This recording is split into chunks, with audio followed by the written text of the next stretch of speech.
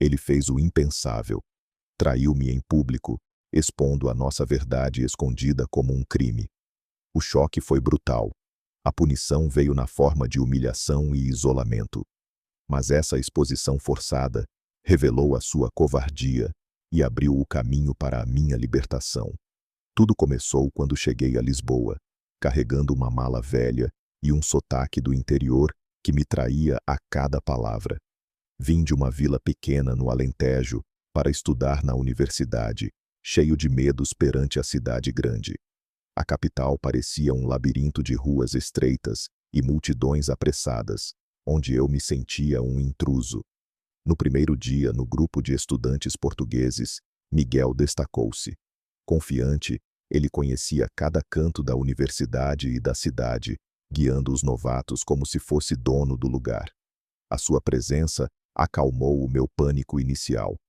Ele aproximou-se de mim durante uma pausa, perguntou sobre a minha origem e ofereceu ajuda para me ambientar. Aceitei, grato por um rosto amigável num mar de desconhecidos. Nos dias seguintes, Miguel tornou-se o meu guia não oficial. Levava-me a aulas, explicava o sistema de transportes e até me mostrou onde comprar comida barata. A sua atenção era constante, mas sutil. Uma piada aqui, um conselho ali, e eu sentia-me menos perdido.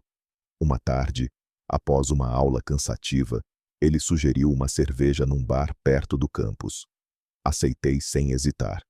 O bar estava lotado de vozes altas e risos, mas ali, sentados num canto, conversamos sobre tudo. A vida no Alentejo, os sonhos de carreira, as diferenças entre o interior e a capital. Percebi que o olhava de forma diferente. Não era só admiração, era algo mais profundo, uma atração que crescia a cada gesto. Ele notou, sorriu e tocou na minha mão por baixo da mesa. O gesto foi elétrico, confirmando o que eu suspeitava. Naquela noite, saímos do bar e caminhamos até ao meu quarto na residência estudantil. Ele entrou, fechou a porta e beijou-me. Foi intenso, urgente, como se tivéssemos esperado por aquilo há anos. Depois, deitados lado a lado, ele sussurrou que precisava de manter em segredo. Os amigos não vão entender, disse. Aqui em Lisboa, as coisas são complicadas, especialmente na comunidade estudantil. Vamos devagar. Fiquei em silêncio, processando as palavras. Queria assumir, gritar ao mundo, mas o medo de o perder venceu.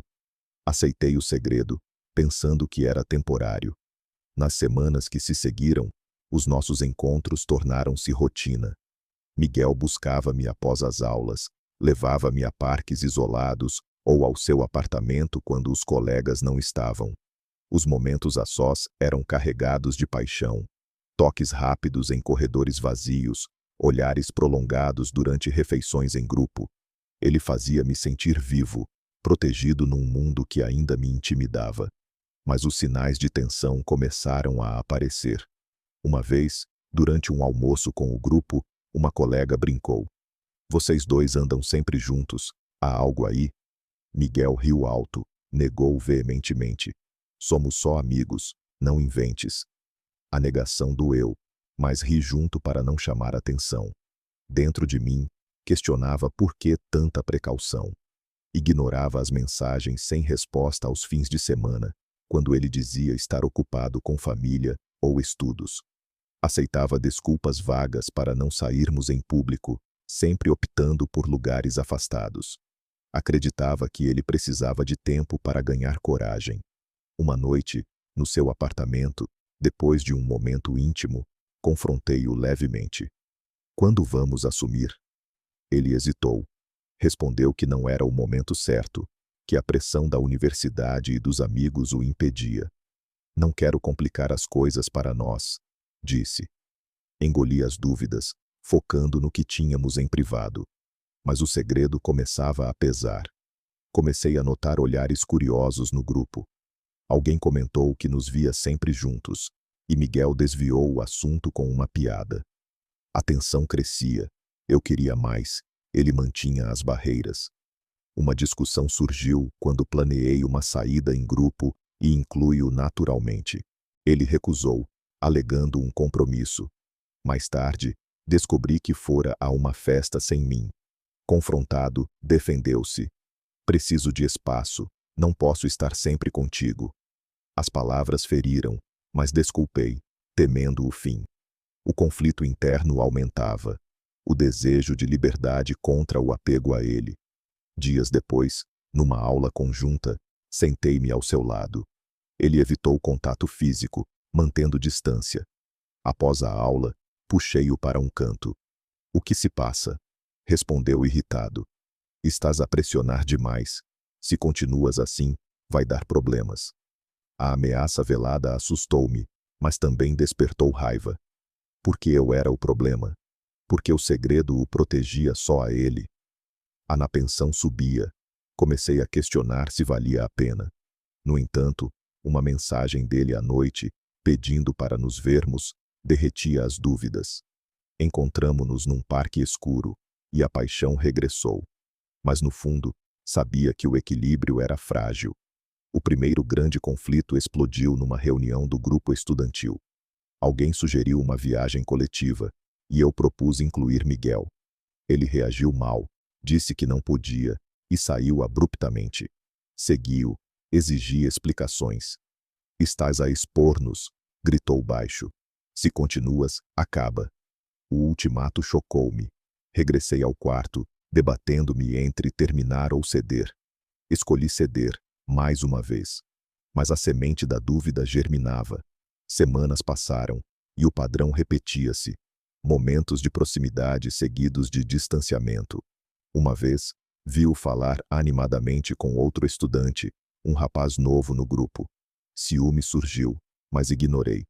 Até que, numa tarde, recebi uma mensagem anônima. "Cuidado com Miguel. Ele não é o que parece." Descartei como inveja, mas a inquietação cresceu. Confrontá-lo? Ou fingir que nada se passava? A napensão acumulava-se, levando a noites insones. Finalmente, decidi falar abertamente. Marquei um encontro no seu apartamento. Cheguei determinado, mas ele evitou o tema, preferindo intimidade. Insisti. "Precisamos de falar sobre nós." Ele suspirou, admitiu o medo de julgamentos. "A minha família é conservadora, os amigos também. Se souberem, perco tudo." Compreendi, mas perguntei. "E eu? O que perco ao esconder?" Ele não respondeu. Mudou de assunto. Saí frustrado, sentindo o conflito aproximar-se de um ponto de ruptura. A cidade, outrora hostil, agora espelhava a minha confusão interna. Caminhei pelas ruas, ponderando o futuro. O segredo, que no início unia, agora dividia.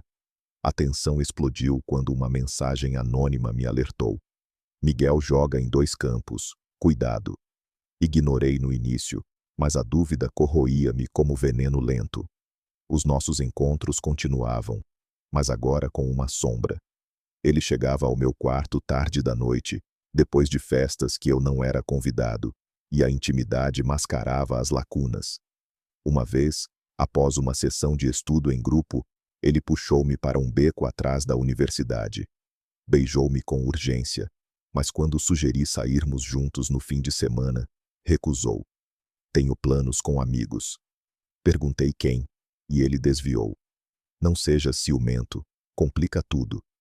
O ciúme crescia, alimentado por vislumbres dele com outros no campus. Vi-o rir com um rapaz novo, mãos quase se tocando. Confrontado mais tarde, negou. "És paranoico." Mas as desculpas acumulavam-se. Mensagens sem resposta tornaram-se normais. Ele aparecia só quando conveniente. Uma noite, planeei surpreendê-lo no seu apartamento. Bati, e ele abriu irritado. "O que fazes aqui? Os colegas estão." Forcei entrada, exigi transparência. Discutimos baixo. "Quero mais que segredos", disse eu. Ele rebateu. "Estás a forçar. Vai estragar." Saí magoado, mas voltei dias depois, atraído pela familiaridade. O ciclo vicioso prosseguia. Paixão seguida de rejeição. No grupo, a pressão aumentava. Colegas notavam a nossa proximidade. Um perguntou diretamente se éramos casal. Miguel negou rindo, mas o olhar para mim foi de aviso. Após isso, distanciou-se publicamente, ignorando-me em reuniões. Em privado mandava mensagens. Vem cá, sinto falta. Cedendo, ia, mas o conflito interno escalava. Uma discussão maior surgiu numa caminhada noturna. Acusei-o de me usar. Sou só diversão escondida? Ele admitiu parcial. Gosto de ti, mas não posso arriscar a reputação. As palavras feriram. Percebi o desequilíbrio. Ainda assim continuei, temendo solidão na cidade estranha. Mas um incidente acelerou tudo. Ouvi rumores de que ele flertava abertamente com outros. Confrontado num café isolado, defendeu-se agressivo. Não deves acreditar em fofocas. Saí furioso, bloqueando-o temporariamente. Horas depois, desbloqueei, e ele ligou. Não faças isso, precisamos resolver. Encontramo-nos num parque, reconciliamo-nos fisicamente, mas a trégua era frágil. A napensão subia. Comecei a evitar o grupo, isolando-me. Ele notou, pressionou para normalizar. Age normal, se não suspeitam. O controlo dele irritava. Uma briga final nesta fase veio quando planeei contar a um amigo de confiança. Ele descobriu, invadiu o meu quarto. Se falas, acaba tudo. O ultimato intensificou o conflito. Debati-me entre lealdade e liberdade. Escolhi silêncio, mas a raiva fervia. Os momentos bons rareavam, substituídos por desconfiança. Vi-o sair com o mesmo rapaz do campus. Segui discretamente, confirmando o flerte. No confronto seguinte, mentiu. É só amigo. A mentira quebrou algo. Distanciei-me, ignorando chamadas. Ele insistiu, aparecendo na residência. Não me ignores, és importante. Voltei ao ciclo, mas agora com ressentimento. A profundidade das relações revelava-se tóxica. O amor misturava-se com manipulação. Cada encontro elevava a estaca. Mais promessas vazias, mais negações públicas. Uma vez numa aula, sentei longe. Ele mandou nota. O que há? Respondi depois, cansado de esconder. Ele prometeu mudar, mas nada mudou.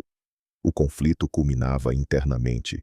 Questionava se valia, mas o apego prendia, até que o inevitável se aproximava. A crise que tudo mudaria. O beijo público com outro homem na festa foi o golpe fatal.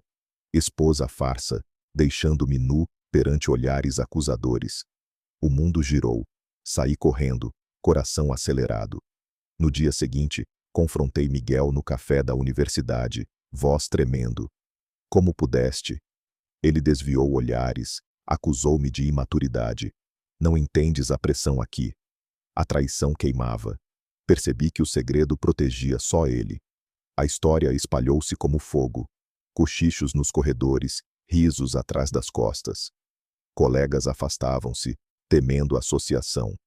Liguei para a família no Alentejo, buscando apoio. A mãe cortou. Esquece, estás confuso, volta para casa. O rejeição familiar dobrou a dor. Sentia-me órfão em todos os lados. Miguel continuou normal, rindo em grupo como se nada. Mandava mensagens noturnas. Não exposes, por favor. Ignorei, mas a solidão empurrava de volta. Uma noite, apareceu na residência nervoso. Vão falar de mim se continuas assim. O egoísmo chocou. Expulsei-o, mas chorei depois. O isolamento crescia, evitado em aulas, excluído de eventos. Rumores pintavam-me como mentiroso obsessivo. Tentei defender-me num chat de grupo. Respostas frias pioraram. Miguel alimentava. Ele inventa por atenção. A humilhação escalava. Noites insones, apetite perdido. Confrontei-o novamente num beco. Admite a verdade. Negou, ameaçou. Se insistes, denuncio-te por assédio. O medo paralisou. Recuei, mas a raiva fervia. A crise aprofundava-se com pressão social. Um colega confrontou-me abertamente. Para de espalhar mentiras. Defendi-me, mas perdi aliados. Família ligou de volta, pai furioso. Não envergonhes a família. O corte emocional isolou mais. Miguel, entretanto, exibia o novo parceiro em festas, sem remorso. Vi fotos online. Ciúme misturava-se com traição.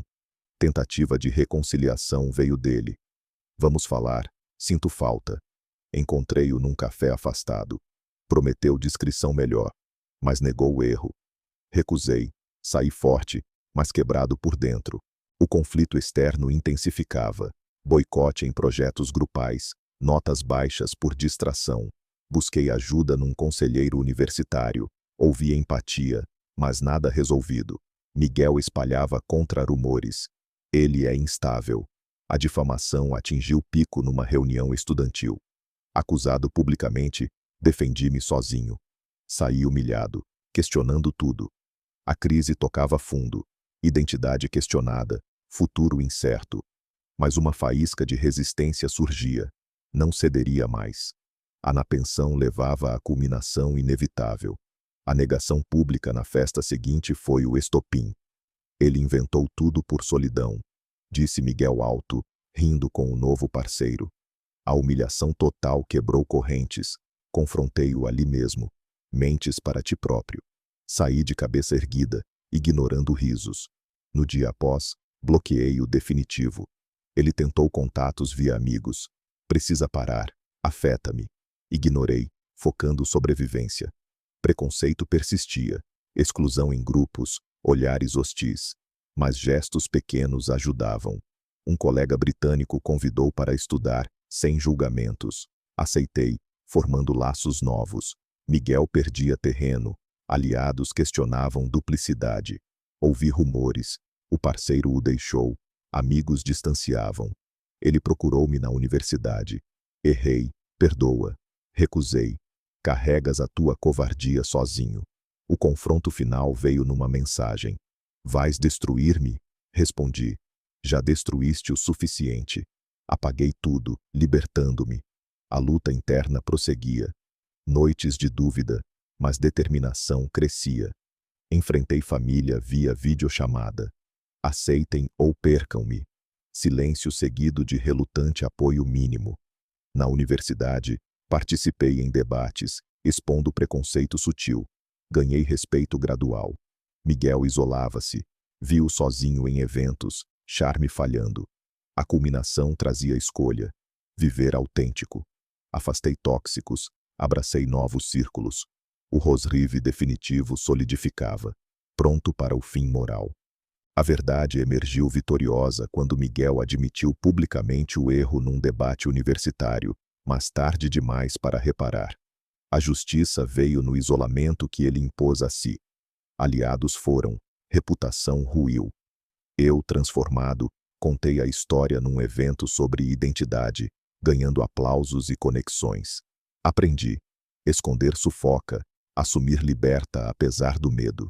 Em Lisboa, reconstruí com esperança, formando amizades genuínas. Família, aos poucos, aceitou. Conversas curaram feridas parciais. Miguel desapareceu do círculo. Rumores de mudança, mas irrelevante. A moral clara. Coragem é viver sem se apagar. Se passas por similar, busca apoio em ILGA Portugal ou SOS Voz Amiga, não sozinho. Hoje, vejo o mundo com cor, sabendo que a aceitação começa em mim.